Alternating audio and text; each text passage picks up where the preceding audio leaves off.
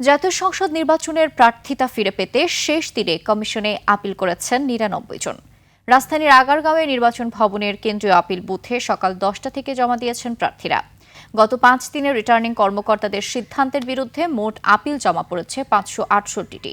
মনোনয়ন বাতিল হওয়া প্রার্থীরা বলছেন, আওয়ামী ফ্যাসিবাদী আমলে মামলার তথ্য মনোনয়নপত্রের সঙ্গে না প্রদান করায় প্রার্থিতা বাতিল হয়েছে। এছাড়া প্রার্থীদের বেশিরভাগের অভিযোগ ১% ভোটারের স্বাক্ষর সংক্রান্ত জটিলতা ও যাচাই প্রক্রিয়া নিয়ে।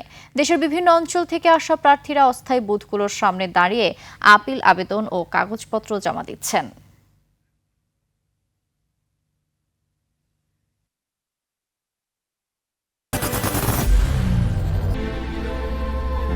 I am Ox.